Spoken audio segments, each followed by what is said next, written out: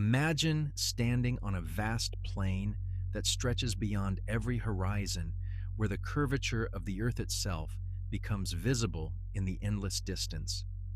The landscape before you extends for thousands of miles without interruption, no oceans to break the monotony, no island chains to fragment the view, just one colossal landmass beneath an alien sky. This is not imagination.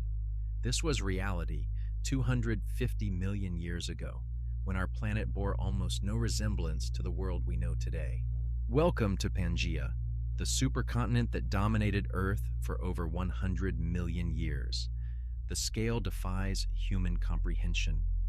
From the northernmost shores of what would become Siberia to the southern tip of future Antarctica, Pangea stretched across nearly half the planet's circumference. If you could somehow walk from one end to the other, the journey would span over 9,000 miles, a distance so vast that by the time you reached your destination, the seasons at your starting point would have cycled through decades of change. The western edge of this titanic landmass faced an ocean so enormous it makes the modern Pacific seem like a lake by comparison. Panthalassa, the All-Sea, covered 70% of Earth's surface, an unbroken expanse of water that could have swallowed every modern ocean with room to spare. Its waves lapped against shores that would one day fracture into the coastlines of North America, South America, Asia, and Australia, but for now remained locked together in an embrace that had lasted for millions of years. The heart of Pangea beat with a rhythm unknown to any modern continent. Here, in the vast interior, lay the largest desert ever to exist on Earth's surface. The Pangean Desert made the Sahara look like a suburban sandbox, a burning wasteland that stretched for over 3,000 miles in every direction. No moisture-bearing winds could penetrate its depths. No rivers flowed through its burning expanses. For millions of years, this desert baked under a sun that knew no mercy, creating temperatures that routinely soared beyond 140 degrees Fahrenheit.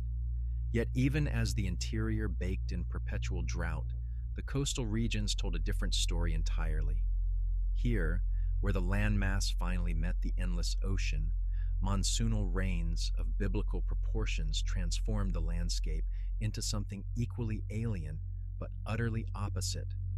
These were not the gentle seasonal rains we know today, but atmospheric rivers that could dump the equivalent of modern India's entire annual rainfall in a matter of weeks.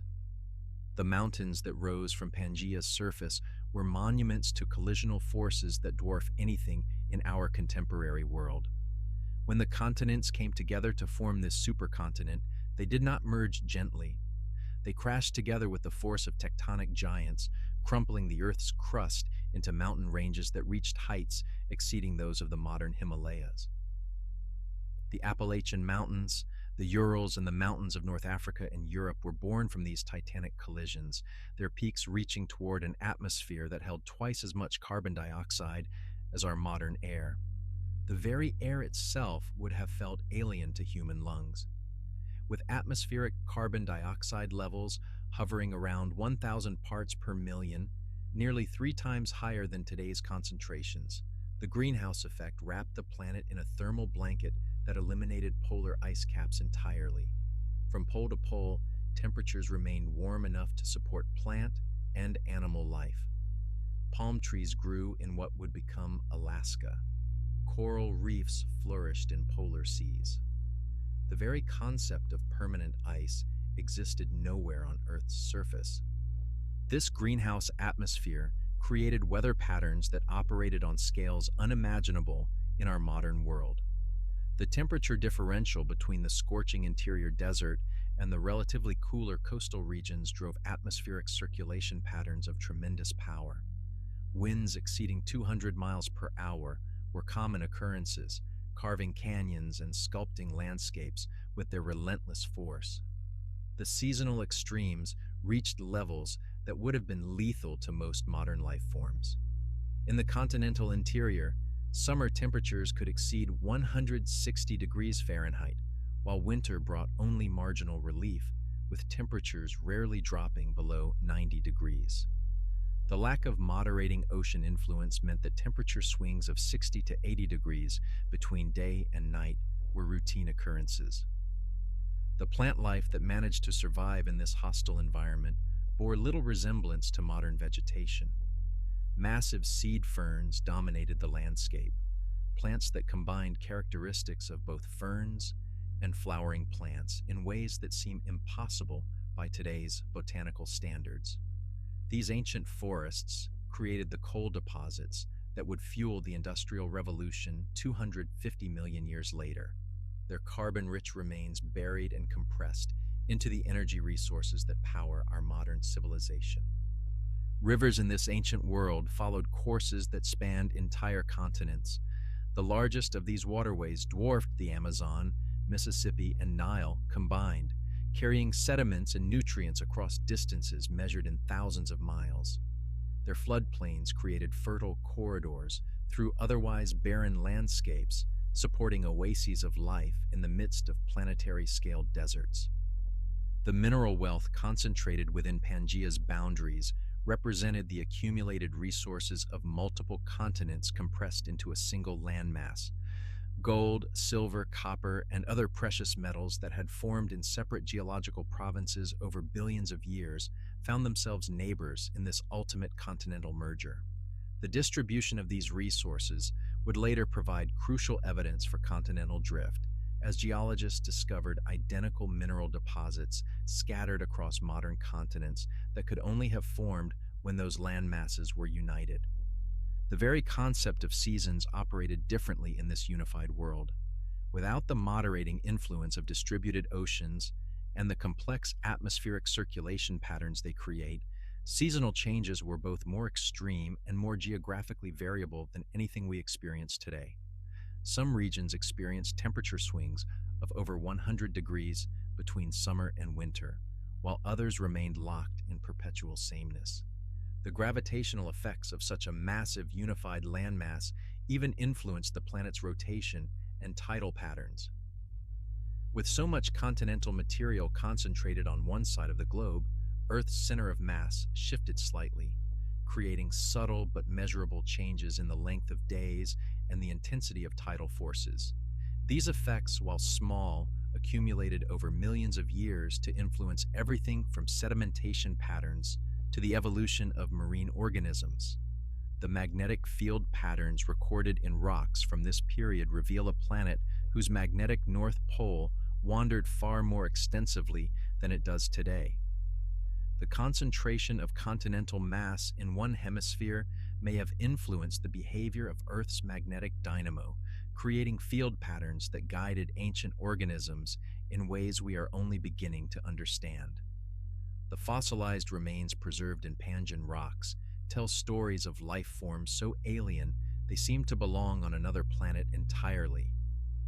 Creatures that combined characteristics of reptiles, mammals, and amphibians in impossible combinations ruled this ancient world. Some grew to sizes that would have dwarfed modern elephants, while others developed adaptations for survival in environments so extreme they have no modern analogs. The preservation of these fossils was enhanced by the unique environmental conditions that existed during Pangea's reign. The massive desert environments created ideal conditions for rapid burial and fossilization, while the extreme temperature variations contributed to mineral replacement processes that created some of the most detailed fossil records in Earth's history. As darkness falls across this imagined Pangean landscape, the stars overhead tell a different story than the one we know today.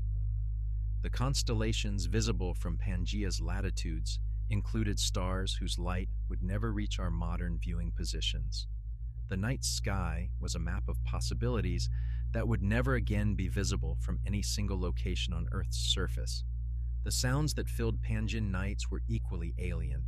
Without the familiar chorus of birds, mammals, and insects that populate modern ecosystems, the soundtrack of this ancient world consisted of reptilian calls, the whisper of wind across endless deserts, and the distant rumble of volcanic activity that operated on scales unknown to our contemporary planet.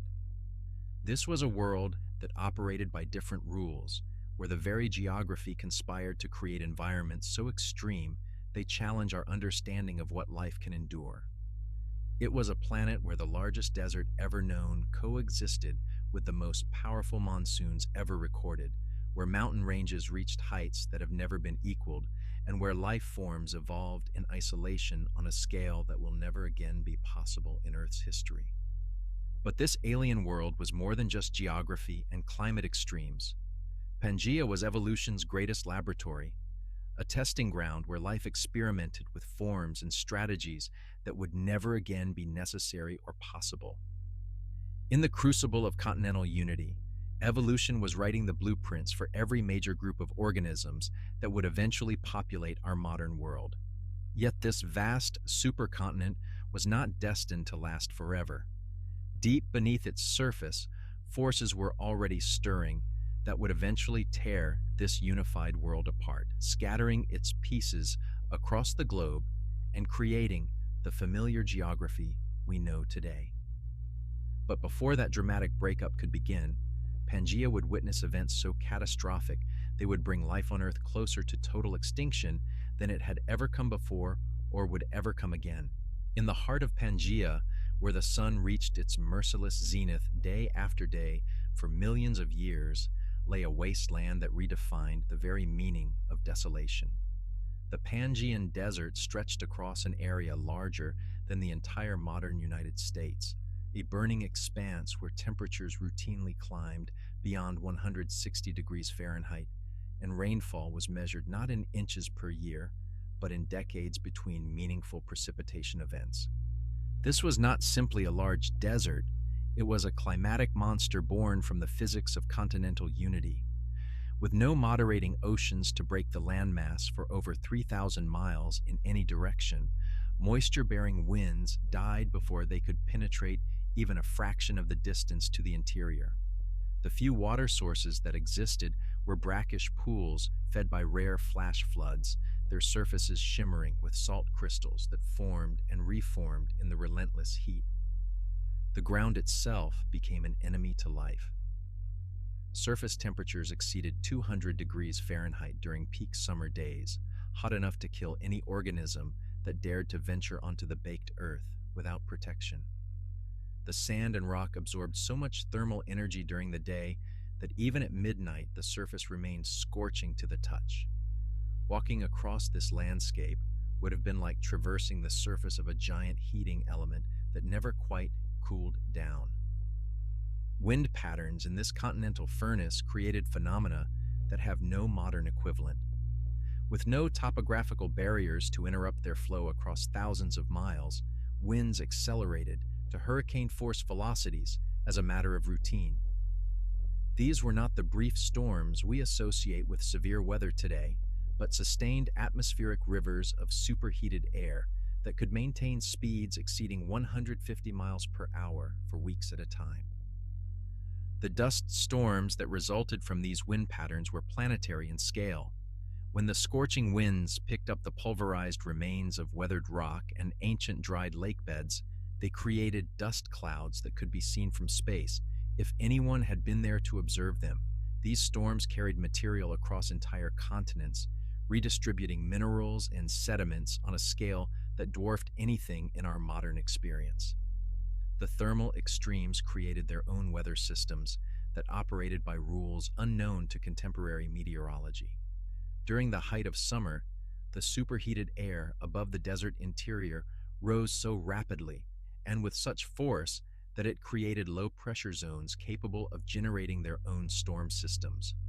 These thermal storms produced lightning strikes of extraordinary intensity, but almost no rain. The moisture evaporated long before it could reach the ground. Yet at the margins of this burning wasteland, where the continental interior finally approached the endless Panthalassa Ocean, the climate shifted with dramatic suddenness into something equally extreme, but utterly opposite in character. Here, the temperature differential between the scorching landmass and the relatively cooler ocean created monsoonal systems of unprecedented power and scale. These were not the seasonal monsoons we know from modern South Asia, but atmospheric phenomena that operated like planetary-scale fire hoses. When the conditions aligned properly, which they did with terrifying regularity, moisture-laden air from Panthalassa would collide with the superheated atmosphere above the continental margin and explode upward in towering cumulonimbus formations that reached heights of over 70,000 feet. The rainfall that resulted from these collisions defied every modern reference point for precipitation. During peak monsoon events, the equivalent of an entire year's rainfall in the modern Amazon basin could fall in a matter of days. Rivers that had been dry for decades would transform overnight into raging torrents capable of moving boulders the size of buildings. The landscape would shift from bone-dry desert to raging floodplain faster than any ecosystem could adapt. These extreme precipitation events carved the Pangean landscape with tools of unimaginable power. Canyons deeper than the modern Grand Canyon were excavated in a matter of centuries rather than millions of years. The force of water moving across previously parched terrain created erosion patterns that have no contemporary equivalent, sculpting badlands and mesa formations that recorded the violence of these climatic extremes in stone. The seasonal timing of these monsoonal events followed patterns that would have seemed alien to any modern observer. With no moderating influence from distributed ocean basins or complex atmospheric circulation patterns, the monsoons arrived not as gradual seasonal transitions, but as abrupt climatic switches. The change from absolute drought to catastrophic flooding could occur within a span of hours, creating environmental whiplash that challenged the survival strategies of every living organism. Between the extremes of desert interior and monsoonal coast lay transition zones that experienced the worst of both worlds. These regions endured months of furnace-like heat followed by brief but devastating flood seasons that could wash away any life forms that had managed to establish themselves during the dry periods. The result was a belt of environmental instability that wrapped around the entire continental margin like a zone of perpetual catastrophe. The atmospheric composition during this period amplified every climatic extreme. With carbon dioxide levels nearly 3 times higher than modern concentrations, the greenhouse effect trapped heat with an efficiency that eliminated any possibility of cooling relief. Even during the depths of winter, in the most northerly and southerly latitudes, temperatures rarely dropped below what we would consider a hot summer day. This enhanced greenhouse effect created thermal gradients between different regions of Pangea that were far steeper than anything we experience today. The temperature difference between the scorching interior and the merely hot coastal regions could exceed 50 degrees Fahrenheit, a gradient that drove atmospheric circulation patterns of extraordinary violence and unpredictability. The lack of polar ice caps meant that global sea levels were dramatically higher than modern standards, but this created its own set of climatic problems. The shallow seas that covered what would normally be polar regions absorbed enormous amounts of heat during the summer months and released it slowly during winter, preventing any meaningful seasonal cooling. The result was a planet locked in perpetual summer from pole to pole. Oxygen levels during this period were also significantly different from modern concentrations, hovering around 15% compared to today's 21%. This lower oxygen content, combined with the extreme heat and high carbon dioxide levels, created atmospheric conditions that would have been toxic to most modern life forms. The very air itself was a hostile environment that required specialized adaptations for survival. The wind patterns created by these extreme thermal gradients generated phenomena that have no modern analogs. Jet streams of superheated air flowed across the continental surface at altitudes where modern commercial aircraft cruise, carrying dust and debris across thousands of miles and creating weather patterns that persisted for months at a time. These high-altitude wind rivers could transport material from one side of the continent to the other, mixing ecosystems in ways that would have been impossible in our modern fragmented world. The evaporation rates in coastal regions reached levels that bordered on the fantastic, Shallow seas and lakes could lose several feet of depth per day during peak summer conditions. This rapid evaporation created vast salt flats and mineral deposits as dissolved materials became concentrated in the rapidly shrinking water bodies. Some of these evaporate deposits reached thicknesses of thousands of feet, creating geological formations that still influence modern mining operations. The thermal extremes also created unique cloud formations that painted the Pangean sky in patterns unknown to modern meteorology. Heat-driven convection currents, powerful enough to lift massive quantities of dust and moisture, created cloud structures that towered to the very edge of the stratosphere. These mammoth formations could persist for weeks, creating their own local weather systems and casting shadows large enough to influence regional climate patterns. Lightning activity during this period operated on scales that would have been visible from neighboring planets. The extreme temperature differentials and atmospheric instability created electrical storms of unprecedented intensity and duration. Single lightning strikes could carry electrical charges thousands of times more powerful than anything recorded in modern times, and storm systems could maintain electrical activity continuously for weeks. The chemical composition of rainwater in coastal regions was dramatically different from modern precipitation. The high atmospheric carbon dioxide levels created naturally acidic rain that was capable of dissolving limestone and other carbonate rocks at accelerated rates. This chemical weathering contributed to the rapid erosion and landscape modification that characterized the Pangean coastal zones. Ocean temperatures in the Panthalassa Sea reached levels that would have been lethal to most modern marine life. Surface temperatures exceeding 90 degrees Fahrenheit were common, even at high latitudes, while tropical zones reached temperatures that approached the upper limits of what water-based life can tolerate. The thermal energy stored in these superheated oceans drove evaporation rates that fed the massive monsoonal systems with unlimited moisture. The seasonal variations in these extreme climate patterns followed cycles that were both more intense and more geographically variable than anything in our modern experience. Some regions experienced temperature swings of over 100 degrees between summer and winter, while others remained locked in almost constant thermal conditions. The lack of moderating oceanic influence meant that continental interior locations could experience summer temperatures that exceeded those of the hottest modern deserts, while winter temperatures that would still be considered tropical by contemporary standards. As the eons passed, these extreme climate patterns carved Pangea's surface into a landscape of sharp contrasts and violent beauty. The interplay between scorching heat, devastating floods, and relentless wind created environmental conditions that tested the limits of what life could endure.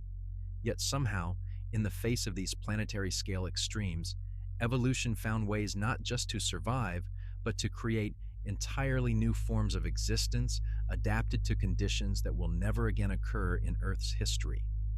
But this world of climatic extremes was about to become the stage for an even more extraordinary drama. In the harsh crucible of Pangea's hostile environment, life was evolving forms and strategies that would seem alien even by the standards of this already alien world. In the twilight margins of Pangea's coastal regions, where the scorching desert finally surrendered to the influence of distant oceans, forests of impossible strangeness stretched toward alien skies. These were not the familiar woodlands we know today, but botanical kingdoms ruled by plants that defied every modern category of classification. Seed ferns towered 100 feet into the air, their fronds spreading like umbrellas to capture the precious moisture that occasionally escaped the continent's burning heart. These ancient giants were evolutionary experiments on a planetary scale, plants that combined characteristics of ferns and flowering species in ways that seem impossible by contemporary botanical standards. Their massive trunks, some exceeding 6 feet in diameter, stored water like living reservoirs against the unpredictable cycles of drought and deluge that defined Pangean existence. Their root systems penetrated hundreds of feet into the earth, tapping groundwater sources that lay far beneath the scorched surface. The understory of these primordial forests was dominated by plants that would seem alien to any modern botanist. Massive lycopods, distant relatives of today's tiny club mosses, reached heights of over 150 feet, their bark-covered trunks scarred by the patterns of ancient leaf attachments that spiraled up their towering lengths like botanical hieroglyphs. These were not delicate forest flowers, but armored survivors built to withstand climatic extremes that would kill any contemporary plant life. Conifer forests of unprecedented diversity spread across the more temperate regions of Pangea's margins, but even these familiar-seeming trees were evolutionary strangers to our modern world. Some species developed needle clusters that could close completely during extreme drought, creating waterproof seals that prevented any moisture loss. Others evolved bark so thick and heat-resistant that they could survive surface fires that raged for months across the parched landscape. The coal swamps that formed in Pangea's river deltas created ecosystems so rich and strange that their fossilized remains would fuel human civilization 250 million years later. These wetlands were dominated by lepidodendron trees, scaled trees that reached heights exceeding 100 feet while maintaining trunks only 3 feet in diameter. Their impossibly tall, narrow profiles were topped by crowns of grass-like leaves that rustled in the superheated winds like the whispers of giants. In these swampy refuges, the air itself was different. Humidity levels approaching 100% created a greenhouse environment where temperatures rarely fluctuated more than a few degrees from day to night. The decay of massive quantities of plant material generated methane and carbon dioxide concentrations that would have been toxic to most modern life forms, yet these gas-rich environments supported ecosystems of extraordinary diversity and productivity. The animal life that emerged from this botanical alien world was equally strange and wonderful. The synapsids, distant ancestors of mammals, ruled the terrestrial ecosystems with species that combined characteristics of reptiles, mammals, and creatures that fit no modern category. Dimetrodon, with its massive dorsal sail, was not a dinosaur as commonly believed, but a mammal-like reptile whose back fin functioned as a sophisticated thermal regulation system, allowing it to warm up quickly in the morning sun and shed excess heat during the scorching midday hours. These early Synapsidae developed thermoregulation strategies that have no modern equivalents. Some species evolved specialized chambers within their skulls that functioned as primitive air conditioning systems, circulating blood through networks of vessels that could cool their brains even when their body temperatures exceeded 100 degrees Fahrenheit. Others developed behavioral patterns that involved burrowing deep underground during the hottest parts of the day, emerging only during the brief windows of relative coolness at dawn and dusk. The herbivores of this period were engineering marvels adapted to extract nutrition from plants that were often toxic, fibrous, and nutrient-poor by modern standards. Edaphosaurus, another sail-backed giant, developed teeth specifically designed to process the tough, resinous vegetation that dominated Pangean forests. Its digestive system was a chemical factory capable of breaking down plant compounds that would poison most contemporary animals. Carnivores evolved to exploit this abundance of plant-eating prey, but their hunting strategies were shaped by the extreme environmental conditions of Pangean life.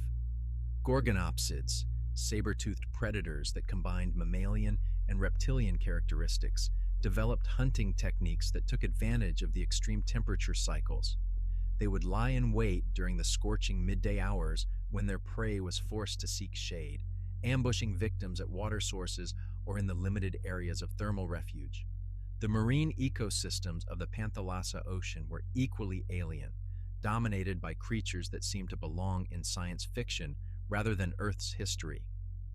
Massive marine reptiles reached lengths exceeding 50 feet, their bodies adapted to ocean temperatures that would cook most modern marine life. These were not the marine reptiles we know from later periods, but evolutionary pioneers exploring new possibilities for life in superheated seas. Ammonites reached sizes that dwarfed their modern nautilus relatives, some developing shells over 6 feet in diameter. These weren't just larger versions of familiar creatures, but fundamentally different organisms adapted to ocean chemistry that was dramatically different from today's seas. The high carbon dioxide levels made the oceans more acidic, while the extreme temperatures created density layers and circulation patterns that have no modern equivalent. Brachiopods and other filter-feeding organisms developed shells and filtering mechanisms designed to extract nutrients from water that was often cloudy with volcanic ash and loaded with dissolved minerals from the rapid erosion of the continental margins. These creatures were living water treatment plants, processing ocean water that would be toxic to most contemporary marine life. The coral reefs of this period were built by organisms so different from modern corals that they deserve a different name entirely. These ancient reef builders, known as rugose and tabulate corals, constructed massive limestone structures in water temperatures that would bleach and kill any modern coral species. Their skeletons show adaptations for dealing with rapidly changing water chemistry and periodic episodes of extreme acidity. Fish populations were dominated by primitive sharks and bony fish species that had developed unique adaptations for survival in the chemical soup of Pangean oceans. Some evolved specialized gills that could extract oxygen from water with dissolved gas concentrations that would suffocate contemporary fish. Others developed swim bladders that could adjust not just for depth changes, but for the dramatic density variations caused by extreme temperature gradients. The insect life of Pangea included giants that would seem monstrous by modern standards. Dragonflies with wingspans exceeding 2 feet patrolled the coal swamps, their massive size made possible by the different atmospheric composition of the period. The lower oxygen levels paradoxically allowed some insects to grow larger because their breathing systems were more efficient at extracting oxygen from air with reduced concentrations. These giant insects occupied ecological niches that have no modern equivalent. Some functioned as aerial predators capable of taking down small vertebrates, while others served as pollinators for the massive seed ferns and early conifers. Their fossil remains show evidence of behaviors and anatomical features that suggest intelligence and social organization far beyond anything we see in contemporary insects. The arthropods that scuttled across Pangea's forest floors included species that combined characteristics of spiders, crabs, and creatures that fit no modern classification. Some developed exoskeletons capable of withstanding the extreme temperature variations of continental interior life, while others evolved burrowing behaviors that allowed them to escape the worst thermal extremes by retreating underground during peak heating. Amphibians during this period were not the small, moisture-dependent creatures we know today, but massive predators and herbivores that dominated many terrestrial ecosystems. Some reached lengths exceeding 15 feet and weights that rivaled modern crocodiles. Their skin evolved specialized layers that could retain moisture during extended drought periods, while also providing protection against the intense UV radiation that penetrated Pangea's atmosphere. These ancient amphibians developed reproductive strategies that allowed them to survive in environments where standing water was rare and unpredictable. Some species could store sperm and eggs for months, waiting for the brief periods when monsoonal rains created temporary breeding pools. Others evolved direct development, bypassing the tadpole stage entirely to produce miniature adults capable of surviving in terrestrial environments. The plant-animal interactions in Pangean ecosystems were fundamentally different from anything we observe today. Many plants evolved chemical defenses so potent that they would be deadly to modern herbivores, while the animals that fed on them developed detoxification systems that function like biological chemical plants. This evolutionary arms race produced some of the most sophisticated biochemical warfare systems ever seen in terrestrial ecosystems. Pollination relationships were equally extreme, with some plants evolving flowers that could only be pollinated by specific insects during brief temperature windows, when both species could tolerate being active simultaneously. These relationships required evolutionary fine-tuning so precise that the extinction of either partner would doom both species. The seed dispersal mechanisms developed by Pangean plants were marvels of engineering designed to overcome the challenges of continental scale geography. Some plants evolved seeds that could remain viable for decades, waiting for the rare combination of moisture and temperature that would allow germination. Others developed seeds with specialized coatings that could withstand transport by the massive dust storms that regularly swept across the continent. Predator-prey relationships operated under rules that have no modern equivalent. The extreme environmental conditions meant that both predators and prey were operating at the limits of physiological tolerance much of the time. Hunting and escaping required energy expenditures that would be unsustainable under normal conditions, leading to boom and bust population cycles tied directly to the climatic extremes. The fossil record from this period preserves evidence of mass mortality events where entire ecosystems were wiped out by sudden climatic shifts. These catastrophic events created opportunities for rapid evolutionary change as surviving species quickly expanded into vacant ecological niches. The result was evolution operating at a pace and scale that has no modern comparison. Social behaviors among Pangean animals were shaped by the harsh realities of survival in extreme environments. Many species developed cooperative strategies for dealing with thermal stress, creating underground communal dens where groups could share the physiological costs of temperature regulation. Others evolved seasonal migration patterns that followed the narrow bands of tolerable climate as they shifted across the continent. The preservation of soft tissues in some Pangean fossils has revealed internal anatomical adaptations that seem almost alien in their sophistication. Heart structures with multiple chambers for managing temperature-related blood pressure variations. Liver systems capable of processing toxin loads that would kill modern animals instantly. Neural adaptations for surviving periods of extreme physiological stress that would cause permanent brain damage in contemporary species.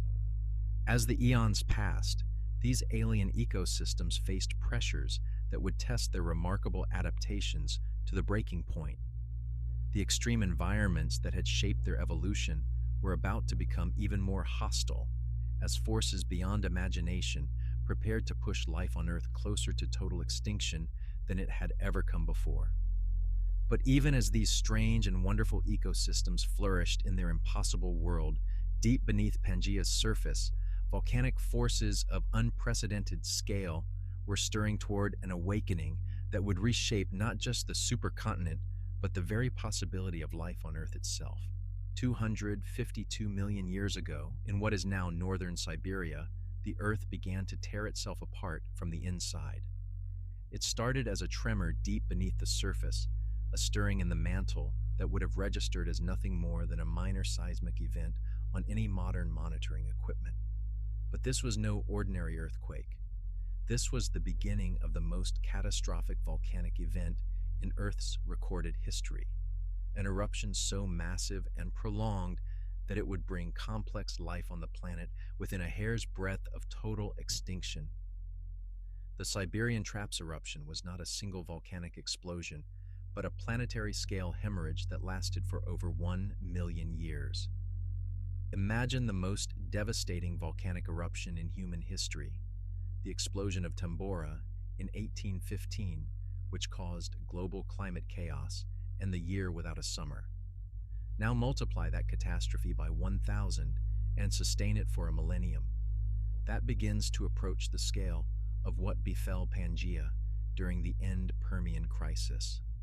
The lava flows that poured from the Siberian fissures covered an area larger than the entire continental United States, with molten rock reaching depths of over 2 miles in some locations.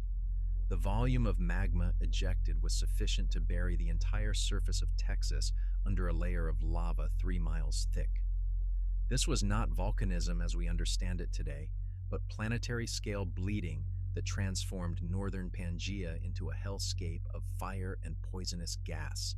The immediate effects were catastrophic enough, but the secondary consequences would prove even more deadly. The massive lava flows encountered underground coal deposits and limestone formations, igniting subterranean fires that would burn for thousands of years. These coal fires released enormous quantities of carbon dioxide, methane, and toxic gases into an atmosphere already overwhelmed by volcanic emissions. The limestone contact zones produced massive releases of additional carbon dioxide as the carbonate rocks decomposed under extreme heat. The atmospheric composition shifted with terrifying speed. Carbon dioxide levels skyrocketed to concentrations over 10 times higher than modern levels, high enough to cause carbon dioxide poisoning in air-breathing animals. Sulfur dioxide emissions created acid rain so corrosive it could dissolve limestone and strip vegetation from vast areas of the continent. Hydrogen sulfide concentrations reached levels that were toxic to most forms of life, creating an atmosphere that was literally poisonous to breathe. The global temperature response was swift and merciless.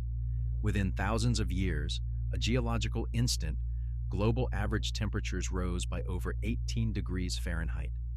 This may sound like a modest increase, but the effects were catastrophic. Regions that had been merely hot became uninhabitable furnaces. The polar regions, which had been temperate during the Permian, became tropical death traps where no complex life could survive. The oceans, which had served as refuges for marine life during previous crises, became killing machines. The massive carbon dioxide emissions dissolved into seawater, creating carbonic acid that dropped ocean pH levels to ranges that were corrosive to shell-building organisms. Brachiopods, trilobites, and countless other marine species that had survived previous extinction events found their shells literally dissolving in the acidified water. Ocean temperatures rose to levels that would have been lethal to most marine life. Surface waters exceeded 100 degrees Fahrenheit even at high latitudes, while deeper waters warmed to temperatures that eliminated the temperature gradients necessary for ocean circulation. The result was marine dead zones that expanded from isolated pockets to encompass entire ocean basins. The warming oceans triggered additional catastrophic feedback loops. Methane hydrates, frozen deposits of methane stored in ocean sediments, began to decompose rapidly as temperatures rose. These methane releases created a runaway greenhouse effect that accelerated the warming beyond anything that volcanism alone could have achieved. The atmosphere filled with methane concentrations 20 times higher than modern levels, creating a greenhouse effect so powerful that it eliminated seasonal temperature variations across most of the planet. On land, the forests that had taken millions of years to evolve were dying en masse. The giant seed ferns and scaled trees that had dominated Pangean ecosystems could not adapt quickly enough to the rapidly changing atmospheric composition. Entire forest systems collapsed within centuries, leaving behind coal deposits that would be discovered millions of years later as evidence of the most comprehensive ecosystem collapse in Earth's history. The herbivores that depended on these forests found themselves in a world where their food sources were vanishing faster than they could adapt. The massive synapsids that had ruled Pangean terrestrial ecosystems, creatures like the sail-backed Edaphosaurus and the massive Dicynodonts, faced starvation on a planetary scale. Their fossil record shows clear evidence of nutritional stress, with bone structures indicating malnutrition and stunted growth in the final generations before extinction. Carnivores initially benefited from the massive die-offs of herbivores, but their advantage was short-lived. As herbivore populations collapsed, the carnivorous species that depended on them began to starve. The complex food webs that had supported diverse terrestrial ecosystems simplified rapidly into linear chains of desperation, then collapsed entirely as the foundation species disappeared. The marine extinction was even more devastating than the terrestrial catastrophe. Entire classes of organisms that had dominated the oceans for hundreds of millions of years vanished completely. The trilobites, Arthropods that had been among Earth's most successful animals for over 250 million years went extinct without leaving a single surviving lineage. These creatures had survived the Ordovician extinction, the Devonian extinction, and numerous smaller crises, but the end Permian event was beyond their adaptive capabilities. The massive reef ecosystems built by rugose and tabulate corals collapsed as ocean acidification dissolved the calcium carbonate structures they had spent millions of years constructing. Entire underwater mountain ranges of coral reefs teeming with diverse marine life became underwater graveyards where only the most acid-resistant organisms could survive. Brachiopods, which had been among the most abundant marine animals for hundreds of millions of years, suffered extinction rates approaching 100%. These filter-feeding creatures found their shell-building mechanisms disrupted by acidified water, while the toxic atmospheric conditions eliminated many of their food sources. Their virtual extinction marked the end of marine ecosystems that had no equivalent in Earth's subsequent history.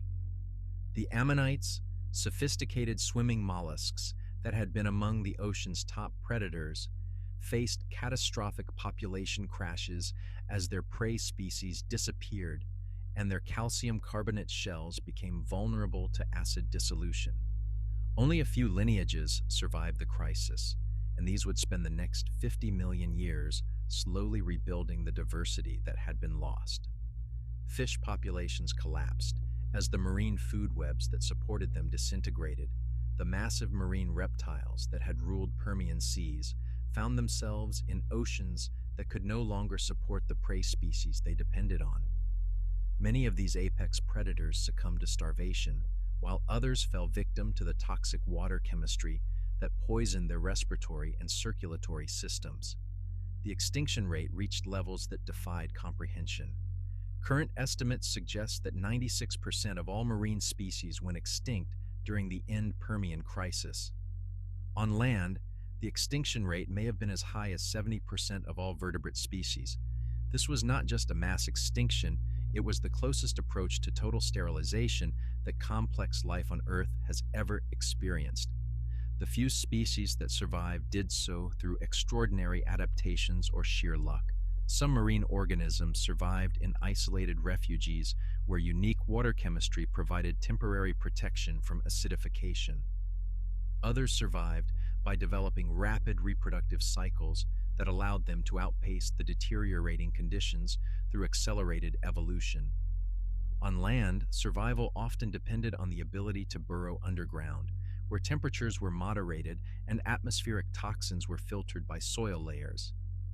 Small burrowing animals had survival advantages over their larger relatives, leading to a dramatic shift in body size distributions among surviving species. The massive megafauna that had characterized Permian ecosystems gave way to smaller, more adaptable survivors. The recovery from this catastrophic event was painfully slow. Unlike previous extinction events, which typically saw rapid rebounds in species diversity within a few million years, the end Permian extinction created a biotic wasteland that persisted for over 10 million years. The few surviving species found themselves in ecosystems so simplified that normal ecological relationships could not function. Coal deposits virtually disappear from the geological record for millions of years after the extinction, indicating that forest ecosystems were so thoroughly destroyed that they could not regenerate. The absence of significant terrestrial vegetation created feedback loops that prolonged the recovery period as soil systems collapsed and erosion rates accelerated. Marine ecosystems faced equally prolonged recovery periods. The massive carbonate reef systems that had characterized Permian oceans did not begin to recover for over 15 million years. When reef building finally resumed, it was dominated by entirely different organisms using different architectural strategies adapted to the changed ocean chemistry. The isotopic signatures preserved in rocks from this period tell a story of atmospheric and oceanic chemistry chaos that persisted for millions of years. Carbon isotope ratios indicate massive disruptions to the global carbon cycle that took longer to stabilize than any other known crisis in Earth's history. Sulfur isotope ratios, suggest atmospheric sulfur compound concentrations that remained at toxic levels for extended periods. The magnetic field reversals recorded in rocks from this period suggest that the massive volcanism may have disrupted Earth's magnetic dynamo, reducing protection from cosmic radiation and adding another stress factor to the already overwhelmed biosphere. This magnetic instability may have contributed to genetic damage in surviving organisms, slowing evolutionary recovery processes. The end Permian extinction event represents evolution's closest approach to total failure. The complex ecosystems that had taken hundreds of millions of years to develop were reduced to scattered populations of desperate survivors clinging to existence in a world that had become hostile to complex life. The diversity that characterizes modern ecosystems, the intricate food webs, the specialized relationships between species, the elaborate biochemical cycles that support complex life, all of this vanished in what was, geologically speaking, the blink of an eye. Yet somehow, impossibly, life endured. In isolated pockets scattered across the devastated planet, small populations of plants and animals maintained their grip on existence through the long, dark ages that followed the Great Dying. These survivors would become the seed stock for an entirely new chapter in Earth's biological history, a chapter that would see the rise of creatures even more extraordinary than those that had been lost. The stage was set for the most dramatic evolutionary radiation in Earth's history, as the few survivors of the Great Dying began the slow process of rebuilding complex life from the ashes of the greatest catastrophe the planet had ever known. In the immediate aftermath of the Great Dying, Pangea was a planetary graveyard. The supercontinent that had once teemed with bizarre and wonderful life forms now lay largely silent, its ecosystems reduced to scattered pockets of desperate survivors in a world that seemed hostile to complex life itself. Yet, within this desolation, evolution was preparing for one of the most remarkable comebacks in Earth's history, a recovery that would ultimately give birth to the dinosaurs and reshape the entire character of life on our planet. The early Triassic period, beginning 252 million years ago, marked the start of this extraordinary recovery. The world that emerged from the extinction crisis was fundamentally different from the one that had been destroyed.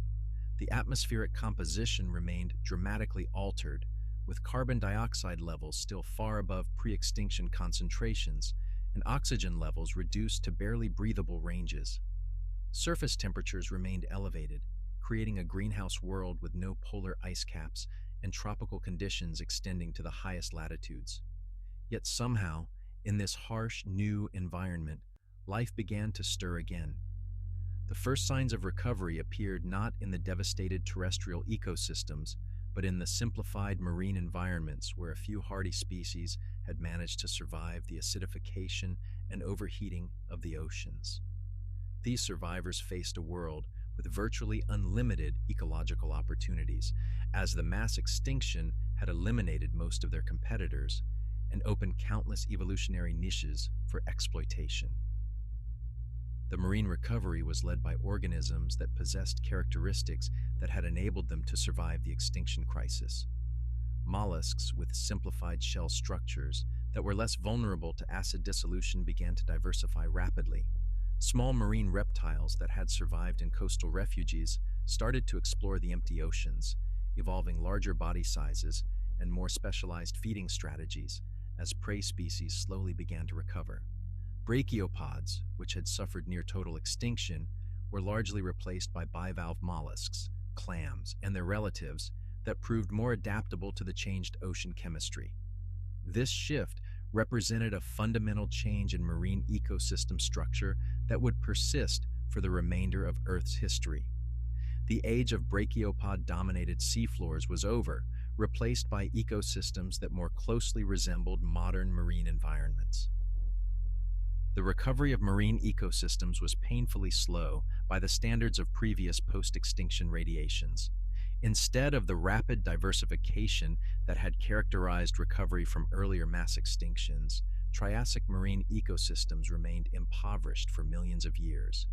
The few surviving species gradually expanded their ranges and began to diversify, but the complex food webs that had characterized Permian oceans took tens of millions of years to rebuild. On land, the recovery was even more gradual and uncertain. The few terrestrial vertebrates that had survived the Great Dying found themselves in landscapes largely stripped of vegetation. The massive forests of seed ferns and scaled trees that had dominated Permian ecosystems were gone, replaced by sparse populations of small, hardy plants that could tolerate the extreme atmospheric conditions and depleted soils. The surviving terrestrial vertebrates were predominantly small-bodied forms that had been able to shelter underground or in other protected environments during the worst of the extinction crisis. These included early archosaurs, the group that would eventually give rise to dinosaurs, crocodiles, and pterosaurs, as well as small synapsids that would become the ancestors of mammals, and various reptilian groups that had managed to survive in isolated refugia. The early archosaurs were unremarkable creatures by later standards, small bipedal or quadrupedal reptiles that resembled modern lizards more than the mighty dinosaurs they would eventually produce. But they possessed several key adaptations that would prove crucial for success in the post-extinction world.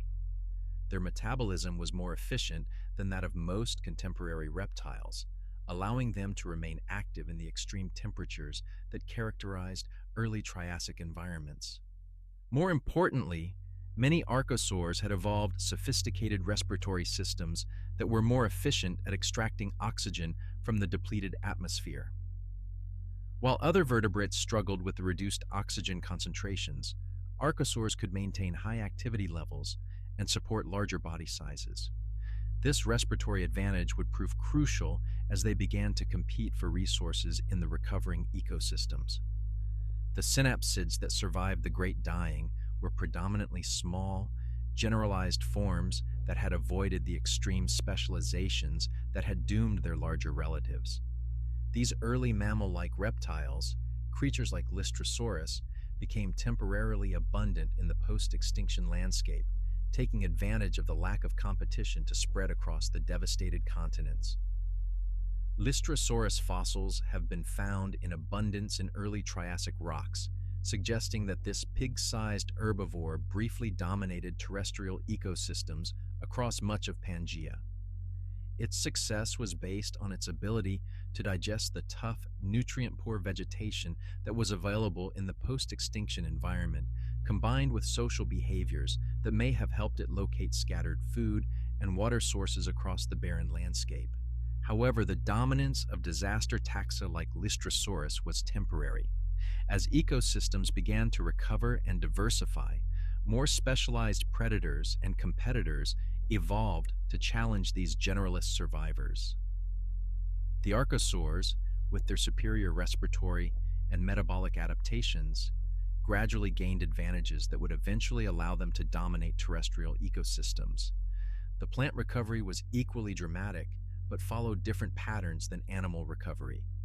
The massive trees that had characterized Permian forests were largely extinct, but new plant groups began to evolve that were better adapted to the changed atmospheric and climatic conditions.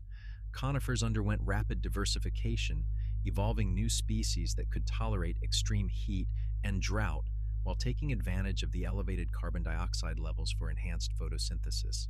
These early Triassic conifers were not the familiar evergreens we know today, but strange evolutionary experiments that pushed the boundaries of plant architecture.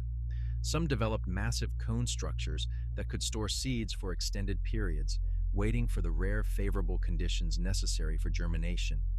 Others evolved specialized root systems that could extract water from deep underground sources, allowing them to survive in areas where surface water was scarce or contaminated.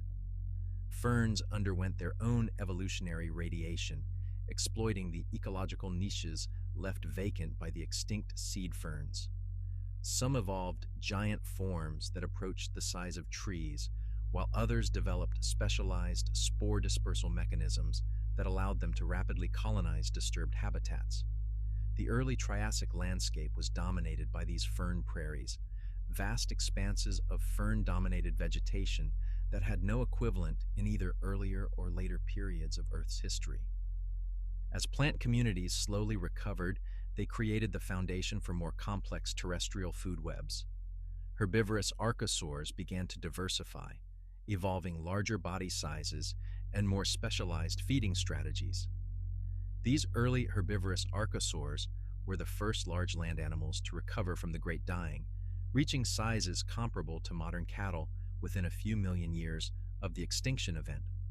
The success of herbivorous archosaurs created opportunities for carnivorous species, leading to the evolution of the first large predatory archosaurs. These early carnivores were still relatively small compared to later dinosaurs, but they represented a crucial step in the evolution of complex predator-prey relationships in post-extinction ecosystems. Competition between different archosaur lineages drove rapid evolutionary innovation during the Middle Triassic period. Some lineages evolved bipedal locomotion that allowed for greater speed and agility. Others developed improved jaw mechanics that enabled them to process different types of food more efficiently. Still others evolved social behaviors that provided advantages in locating resources and avoiding predators. The respiratory innovations that had given archosaurs their initial advantage continued to evolve and improve. Some lineages developed air sacs, similar to those found in modern birds, creating breathing systems that were even more efficient than those of contemporary mammals. These respiratory advances allowed archosaurs to support increasingly active lifestyles and larger body sizes. By the late Triassic period, archosaurs had evolved into a diverse array of forms that filled most major terrestrial ecological niches. Some had become large herbivores, rivaling the size of modern elephants. Others evolved into swift bipedal predators with sophisticated hunting strategies. Still others became armored herbivores with defensive adaptations that would later be perfected by dinosaur groups like the ankylosaurs. The first true dinosaurs appeared during this late Triassic radiation, evolving from small bipedal archosaurs that had developed several key innovations. Their hip structure allowed for more efficient locomotion, while their jaw mechanics enabled them to process a wider variety of food sources. Most importantly, their respiratory systems reached new levels of efficiency that would support the gigantic body sizes that would characterize later dinosaur evolution. These early dinosaurs were still relatively small and unremarkable compared to their later descendants, but they possessed the fundamental adaptations that would eventually allow them to dominate terrestrial ecosystems for over 160 million years. Their initial success was based not on any single remarkable adaptation, but on the combination of respiratory efficiency, locomotory innovation, and metabolic optimization that made them superior competitors in the recovering Triassic ecosystems. The mammalian lineage also continued to evolve during this period, but along very different trajectories. The early mammals that emerged from synapsid survivors were small, nocturnal creatures that avoided direct competition with the larger archosaurs by exploiting nighttime feeding opportunities and small-scale ecological niches. These early mammals developed enhanced hearing, improved temperature regulation, and sophisticated parental care behaviors that would serve them well during their long period of coexistence with dinosaurs. Marine ecosystems during this period were also undergoing dramatic changes. The first marine reptiles that would eventually give rise to plesiosaurs and ichthyosaurs began to appear in Triassic oceans. These early marine reptiles were still relatively small and primitive, but they were pioneering new ways of life in aquatic environments that had been largely abandoned by vertebrates during the extinction crisis. The recovery of reef ecosystems was led by new types of coral that were better adapted to the changed ocean chemistry. These scleractinian corals used different biochemical pathways for shell construction that were less vulnerable to acidification, allowing them to begin rebuilding the massive reef systems that had been destroyed during the Great Dying. As the Triassic period progressed, the global climate began to moderate slightly from the extreme greenhouse conditions that had characterized the immediate post-extinction period. While temperatures remained elevated compared to modern standards, the gradual reduction in atmospheric carbon dioxide levels allowed for more stable weather patterns and less extreme seasonal variations. This climatic stabilization enabled more complex ecosystems to develop, with longer food chains and more specialized ecological relationships. The simple disaster communities that had characterized the early Triassic gave way to increasingly complex assemblages that began to approach the diversity levels that had existed before the Great Dying. The late Triassic world was a planet transformed. The devastated wasteland that had emerged from the Permian extinction had been replaced by thriving ecosystems dominated by entirely new groups of organisms. Dinosaurs were beginning their rise to dominance. Early mammals were establishing the behavioral and physiological innovations that would serve them throughout the Mesozoic era. Marine reptiles were reclaiming the oceans for vertebrate life. Yet even as these remarkable recovery ecosystems flourished, the forces that would reshape Pangea itself were beginning to stir. Deep beneath the supercontinent's surface, the same tectonic processes that had originally assembled the landmass were beginning to operate in reverse, preparing to tear apart the unified world that had existed for over 100 million years. The stage was set for another dramatic transformation, one that would fragment the recovered Triassic ecosystems and scatter their descendants across the globe, setting the stage for the next great chapter in Earth's biological and geological history. 200 million years ago, as the late Triassic ecosystems reached new heights of complexity and diversity, deep beneath Pangea's ancient foundations, forces of unimaginable power were stirring toward awakening. The same tectonic processes that had spent over 100 million years assembling the supercontinent were beginning to operate in reverse, preparing to tear apart the unified landmass that had dominated the planet's geography since before complex life had recovered from its nearest approach to extinction. The first signs of this coming dissolution were subtle, barely perceptible tremors in regions that had been geologically stable for tens of millions of years. Along what would eventually become the eastern seaboard of North America and the western coast of Africa, the continental crust began to experience stresses that had been building for geological ages.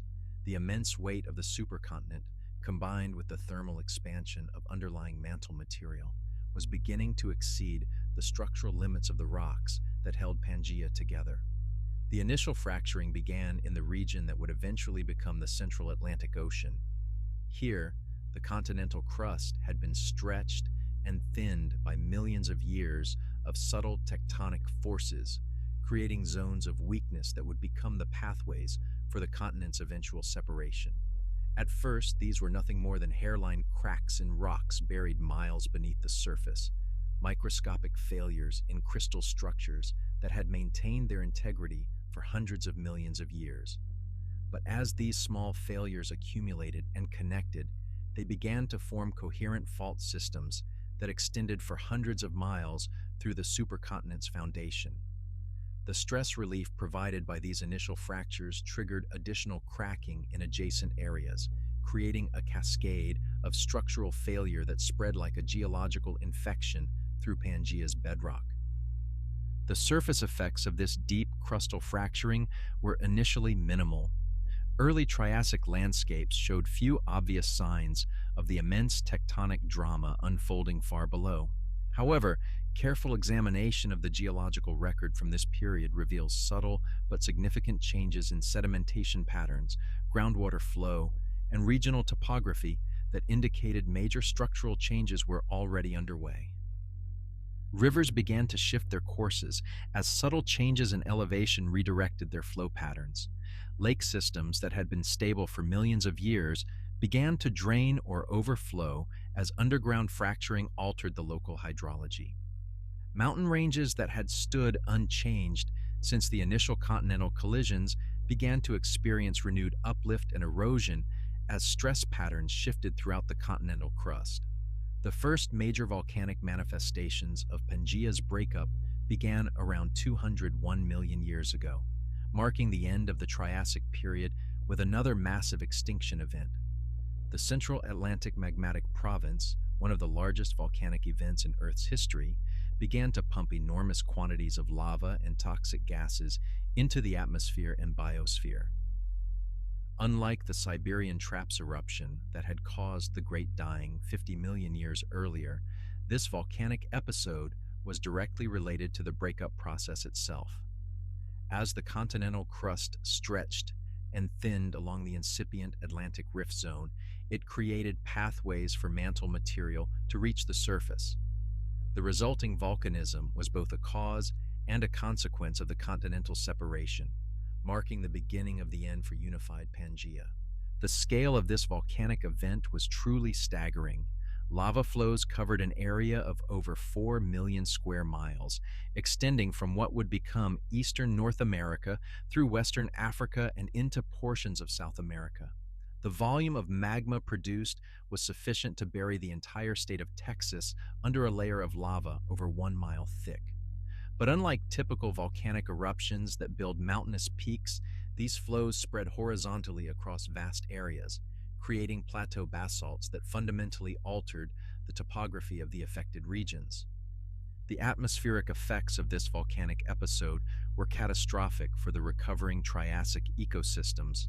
Carbon dioxide levels, which had finally begun to decline from their post-Great Dying peaks, suddenly spiked again to concentrations that triggered rapid global warming. Sulfur dioxide emissions created acid rain that was corrosive enough to damage vegetation across thousands of miles from the eruption sites. More importantly, for the long-term future of life on Earth, this volcanic event released enormous quantities of chlorine and fluorine compounds that attacked the ozone layer.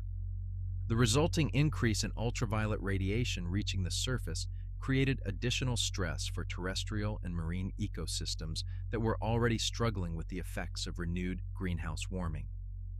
The Triassic-Jurassic extinction event that resulted from this volcanic crisis was less severe than the Great Dying, but it was still devastating enough to eliminate many of the archosaur groups that had dominated late Triassic ecosystems.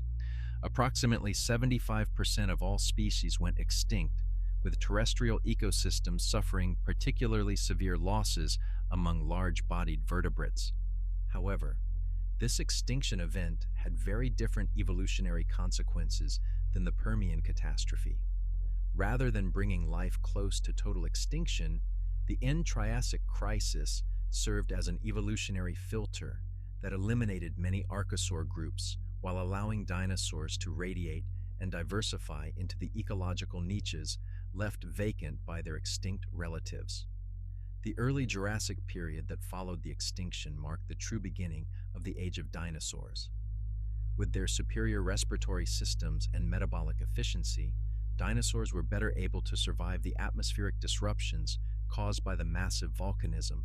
As ecosystems recovered from the extinction, dinosaurs rapidly diversified into forms that would have seemed impossible during the Triassic period.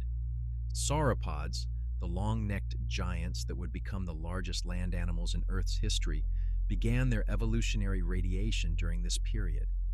The elevated carbon dioxide levels that resulted from the volcanic activity actually benefited these herbivorous giants by increasing plant growth rates and nutritional content. Some early sauropods reached lengths exceeding 60 feet within just a few million years of the extinction event. Theropod dinosaurs also underwent rapid diversification, evolving increasingly sophisticated hunting strategies and prey detection capabilities. The first large predatory dinosaurs appeared during this period, developing sizes and killing capabilities that had no precedent in Triassic ecosystems. These apex predators established ecological dominance patterns that would persist for over 100 million years. Meanwhile, the geological processes that had triggered the end-Triassic volcanism continued to operate, gradually widening the fractures that would eventually separate North America from Africa. The initial rift valley that formed along this incipient ocean basin was hundreds of miles wide and thousands of feet deep, creating a massive geological scar that cut across the heart of Pangea. This rift valley became the site of intense geological activity as continued crustal stretching created space for additional volcanic eruptions and magma intrusions. The floor of the rift gradually subsided as the underlying mantle expanded and cooled, while the rift walls experienced repeated earthquakes and landslides as the structural support provided by the intact continental crust was progressively undermined. The first marine incursions into this rift valley marked the birth of the Atlantic Ocean. Initially, these were shallow, restricted seas that filled only the deepest portions of the rift during periods of particularly high global sea level. The water in these early proto-Atlantic basins was often hypersaline due to rapid evaporation in the hot, dry climate that characterized the Rift Valley environment. As the rift continued to widen, these restricted basins became larger and more permanent. Oceanic crust began to form as volcanic activity shifted from continental flood basalts to seafloor spreading along a well-defined mid-ocean ridge system. The magnetic signatures preserved in these early oceanic rocks provide precise records of the spreading process and the gradual separation of the continental margins. The widening Atlantic Rift had profound effects on global climate patterns. The newly forming ocean basin began to influence atmospheric circulation by providing a pathway for moisture-bearing winds to penetrate the continental interior. The massive Pangean desert that had dominated the supercontinent's interior for tens of millions of years began to shrink as increased precipitation allowed vegetation to expand into previously barren regions. Ocean circulation patterns also began to change as the expanding Atlantic created new pathways for current flow. The previously unified Panthalassa Ocean was gradually divided into separate basins with different temperature and chemistry characteristics. These changes in ocean circulation affected global climate by altering heat transport patterns between equatorial and polar regions. The fragmentation of Pangea had immediate biological consequences as populations of animals and plants that had been part of continuous continent-spanning ecosystems became separated by the expanding ocean basins. Species that had evolved in unified environments suddenly found themselves isolated on different continents, setting the stage for independent evolutionary radiations that would create the distinct biogeographic patterns we observe today. Early Jurassic dinosaur faunas show clear evidence of this biogeographic separation. While dinosaur groups were still broadly similar across the fragmenting continents, regional differences in species composition were already becoming apparent. The sauropods of North America were developing different characteristics from their South American relatives, while theropod dinosaurs in Africa were evolving along trajectories that differed from those in Europe. Plant distributions were even more dramatically affected by the continental breakup. Species that had been widespread across Pangea became restricted to individual continental fragments, where they continued to evolve in isolation. The result was the beginning of the distinct floral provinces that characterize modern biogeography, with different continents developing their own characteristic plant assemblages. The marine ecosystems that colonized the new Atlantic Ocean were predominantly derived from Panthalassa species that were able to adapt to the different environmental conditions in the expanding basin. However, the restricted nature of the early Atlantic meant that these pioneer marine communities evolved in relative isolation from their parent populations, leading to rapid speciation and the development of endemic marine faunas. Coral reef ecosystems were among the first complex marine communities to establish themselves in the new ocean basin. The scleractinian corals that had recovered from the Great Dying found ideal conditions in the warm, shallow waters of the expanding Atlantic. These reefs provided habitat for diverse communities of marine invertebrates and vertebrates that began the process of rebuilding complex oceanic food webs. The formation of the Atlantic also created new opportunities for marine reptile evolution. Ichthyosaurs and plesiosaurs, which had been primarily Panthalassa species during the Triassic, rapidly colonized the new ocean basin. The different environmental conditions in the Atlantic led to the evolution of new species with adaptations specifically suited to the unique characteristics of the emerging ocean. As the Jurassic period progressed, the Atlantic continued to widen at rates measured in centimeters per year, imperceptible on human timescales, but geologically rapid. The continental margins continued to move apart, carrying their distinctive biological cargo toward the geographic positions that would eventually create the modern world map. Additional rift systems began to develop in other parts of the fragmenting supercontinent. The Tethys Sea, which had been a small ocean embayment along Pangea's eastern edge, began to expand as Africa separated from Europe and Asia. Similar rifting processes began to affect the connections between South America and Africa, and between Australia and Antarctica. Each of these separation events created new opportunities for biological evolution while simultaneously breaking up previously continuous ecosystems. The biological diversity that had recovered from the Great Dying was being redistributed across an increasingly fragmented world, setting the stage for the independent evolutionary radiations that would characterize the remainder of the Mesozoic era. By the end of the Jurassic period, Pangea as a unified supercontinent was clearly coming to an end. While large portions of the original landmass remained connected, the fundamental process of fragmentation had passed the point of no return. The ocean basins that were beginning to separate the continental masses would continue to widen for the next 200 million years, ultimately creating the familiar geography of our modern world. The breakup of Pangea was not just a geological event, it was a biological revolution that would reshape the entire character of life on Earth.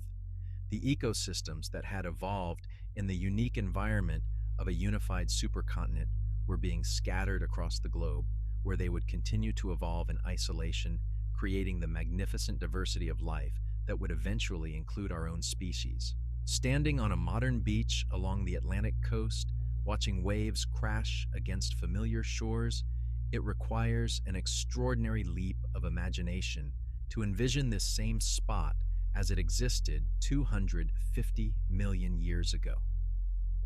Where the Atlantic Ocean now stretches to the horizon, there was once solid land.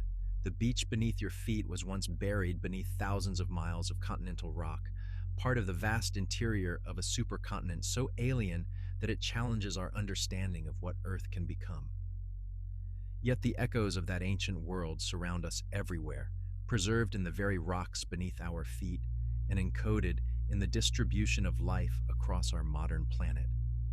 Every coal seam, every mountain range, every fossil embedded in sedimentary layers tells part of the story of Pangea, a story that fundamentally shaped not just the geography we know today, but the entire character of life on Earth. The Appalachian Mountains that rise along North America's eastern seaboard are ancient monuments to Pangea's assembly. These peaks, now weathered and rounded by hundreds of millions of years of erosion, were once part of a massive mountain chain that rivaled the modern Himalayas in height and grandeur. They formed when the continents that would become North America and Africa collided with tremendous force, crumpling the Earth's crust into towering ridges that marked the suture zones where separate landmasses became one. Remarkably, the story of these ancient mountains can be read across multiple continents today. The Caledonian Mountains of Scotland, the Atlas Mountains of Morocco, and portions of the Scandinavian ranges all formed during the same collisional events that created the Appalachians. When Pangea existed as a unified landmass, these now separate mountain chains were part of continuous ranges that stretched across the entire supercontinent. Their current distribution across different continents provides some of the most compelling evidence for continental drift and the reality of Pangea's existence. The coal deposits that fueled the Industrial Revolution and continue to power much of our modern civilization are direct gifts from Pangea's ancient ecosystems. The massive coal seams of Pennsylvania, West Virginia, and Ohio were formed in the swampy deltas and coastal forests that fringed the supercontinent during the Carboniferous and Permian periods. The plant material that became these coal deposits accumulated in tropical swamps that supported ecosystems unlike anything in our modern world. These coal formations preserve not just energy, but detailed records of Pangean life. In the black rock lie the compressed remains of the giant scale trees and seed ferns that dominated ancient forests, along with fossils of the bizarre animals that lived among them. The carbon that powered steam engines and steel mills came directly from the photosynthesis that occurred in Pangean forests over 300 million years ago, creating a direct chemical link between our modern industrial civilization and the alien ecosystems of the deep past. Oil deposits tell a similar story of Pangean legacy. Many of the world's most important petroleum reserves formed from marine organisms that lived in the shallow seas surrounding Pangea. The petroleum that powers our cars and aircraft consists largely of carbon compounds that were once part of plankton, fish, and marine reptiles swimming in Permian and Triassic oceans. Every gallon of gasoline represents millions of years of biological accumulation in marine ecosystems that existed when all the world's continents were united as one. The distribution of these fossil fuel deposits provides a map of ancient Pangean geography that can be read in economic and industrial terms. The oil fields of the North Sea lie along the rift zones where Europe began to separate from North America. The coal fields of eastern North America and western Europe formed in adjacent portions of the same ancient mountain belt. The petroleum reserves of the Gulf of Mexico accumulated in marine basins that formed as Pangea began to fragment and new ocean basins opened between the separating continents. More dramatic still are the mineral wealth patterns that reflect Pangea's geological history. The diamond mines of South Africa and the diamond-bearing formations of Brazil were once parts of the same geological province, separated only when the South Atlantic Ocean opened between Africa and South America. The gold deposits of the Witwatersrand in South Africa have geological twins in similar rock formations in Brazil, evidence that these now distant regions were once immediate neighbors in the Pangean landscape. The Bushveld complex of South Africa, one of the world's largest sources of platinum and chromium, has geological relatives in similar igneous formations scattered across multiple modern continents. These metal-rich intrusions formed when molten rock pushed up through Pangea's crust during the massive geological events that accompanied the supercontinent's assembly. Today, these mineral deposits provide the raw materials for everything from catalytic converters to stainless steel, creating direct economic links between modern technology and Pangean geology. The fossil record preserved in Pangean rocks provides the most direct evidence of the supercontinent's biological legacy. Identical fossil species found on continents now separated by thousands of miles of ocean provide irrefutable proof that these land masses were once connected.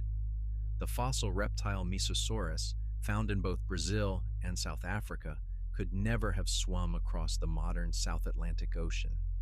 Its presence on both continents is only explicable if those continents were once joined as part of Pangea.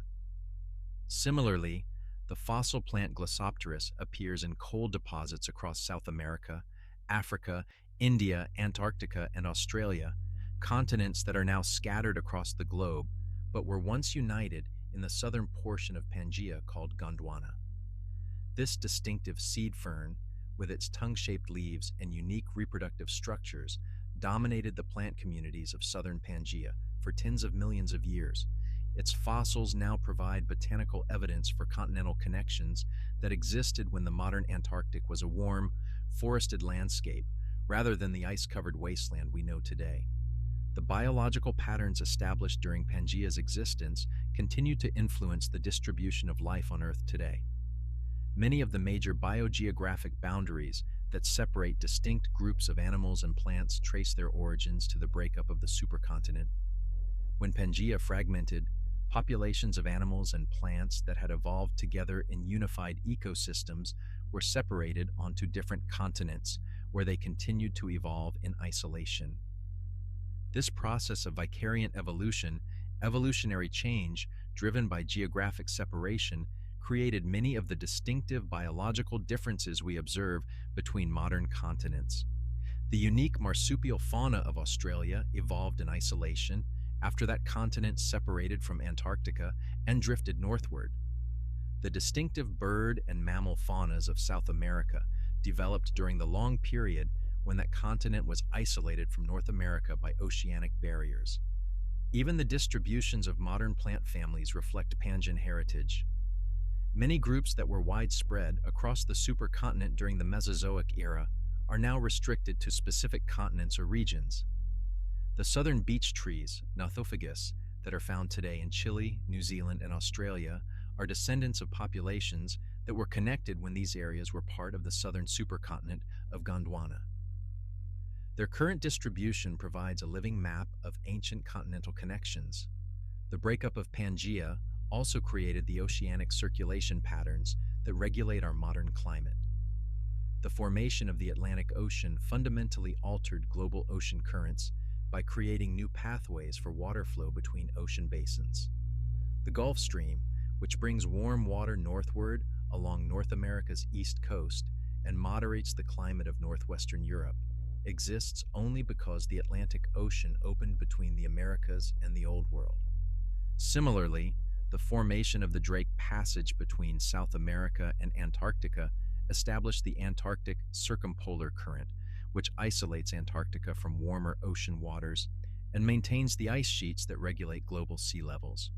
These oceanic circulation patterns, established by the breakup of Pangea, continue to control global climate and weather patterns in our modern world.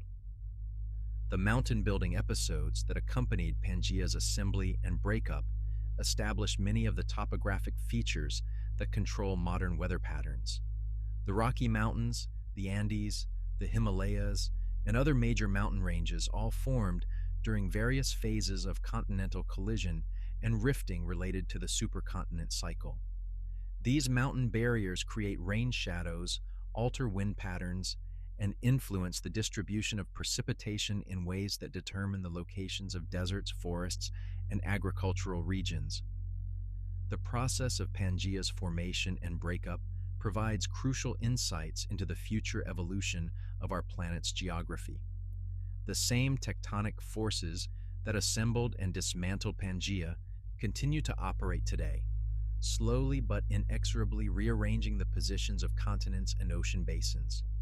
Computer models that track the motions of tectonic plates predict that the current arrangement of continents is temporary, just as Pangea's geography was temporary in the context of geological time.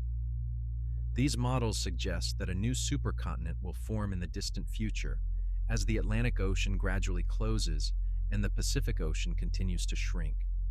This future supercontinent, sometimes called Pangea Ultima or Amasia, will have its own unique geography and climate patterns, different from both Pangea and our modern world. The biological consequences of this future continental assembly will be as dramatic as those that accompanied Pangea's formation and breakup. The timescales involved in these geological processes dwarf human experience and challenge our ability to comprehend the full scope of Earth's dynamic history. Pangea existed for over 100 million years, a span of time that includes thousands of human civilizations. The processes that broke it apart and scattered its pieces across the globe have been operating for 200 million years and will continue for hundreds of millions more. Yet despite these incomprehensible timescales, the legacy of Pangea touches our daily lives in countless ways. The energy that powers our vehicles comes from Pangean organisms. The metals in our electronics were concentrated by Pangean geological processes. The mountains that provide our watershed and the ocean basins that regulate our climate were shaped by Pangean tectonics. The coal-fired power plant that provides electricity to read these words burns the compressed remains of carboniferous forests that grew when Pennsylvania was located near the equator as part of Pangea's tropical belt. The gasoline that powers our cars contains carbon that was once part of marine plankton swimming in the Tethys Sea when it was a narrow waterway cutting into Pangea's eastern edge. The iron in our steel came from banded iron formations that were metamorphosed and concentrated during the continental collisions that assembled the supercontinent. Even the oxygen we breathe carries the chemical signature of Pangean photosynthesis. The atmospheric composition that supports modern life was fundamentally altered by the massive burial of organic carbon in Pangean coal swamps and marine sediments. These ancient ecosystems removed enormous quantities of carbon dioxide from the atmosphere while adding oxygen, creating the atmospheric conditions that would eventually allow complex life forms like ourselves to evolve. The story of Pangea is ultimately a story about the dynamic nature of our planet and the intimate connections between geology and biology. The supercontinent was not just a geographic arrangement of landmasses, but a complete Earth system that included unique atmospheric compositions, unprecedented climate patterns, and alien ecosystems adapted to conditions that have never been repeated in Earth's history. Understanding Pangea helps us appreciate the temporary nature of our familiar world and the profound ways that geological processes continue to shape biological evolution. The continents beneath our feet are in constant motion. The ocean basins are continuously changing size and shape, and the biological communities we consider permanent are actually temporary arrangements that reflect the current positions of moving tectonic plates. As we face the challenges of rapid climate change and biological extinction in our modern world, the story of Pangea provides both perspective and hope. The supercontinent witnessed climate changes far more extreme than anything humans have experienced, including greenhouse conditions that eliminated polar ice caps and extinction events that brought complex life to the brink of elimination. Yet life not only survived these extreme conditions, but used them as opportunities for evolutionary innovation that created entirely new forms of biological organization. The dinosaurs that dominated terrestrial ecosystems for over 160 million years were evolutionary products of the environmental extremes that characterized Pangean existence. The mammals that eventually inherited the Earth evolved their fundamental characteristics while surviving in the harsh conditions of Pangean deserts and post-extinction wastelands. The flowering plants that now dominate terrestrial ecosystems originated during the climatic chaos that accompanied Pangea's breakup. These examples suggest that while environmental change creates tremendous challenges for existing life forms, it also opens opportunities for evolutionary innovation that can lead to biological achievements that would be impossible under stable conditions. The alien world of Pangea was not just a fascinating chapter in Earth's past, but a demonstration of life's extraordinary capacity for adaptation and renewal in the face of environmental extremes. As we stand on our modern continents, surrounded by familiar landscapes and contemporary ecosystems, the ancient world of Pangea seems impossibly remote and alien. Yet its legacy permeates every aspect of our physical and biological environment. We are children of Pangea, living on fragments of an ancient supercontinent, breathing atmosphere modified by Pangean photosynthesis, and powering our civilization with energy stored by Pangean ecosystems. The mountains that frame our horizons, the oceans that moderate our climate, and the fossil fuels that power our technology all trace their origins to the assembly, existence, and breakup of this ancient superworld. In understanding Pangea, we begin to comprehend the true scope of our planet's dynamic history and our own place in the ongoing story of life on Earth. The echoes of that ancient world will continue to resonate through time, reminding us that our familiar planet is just one temporary arrangement in an endless dance of geological and biological change that has been performing for billions of years and will continue long after our own species has joined the fossil record that preserves the memory of Pangea's strange and wonderful inhabitants.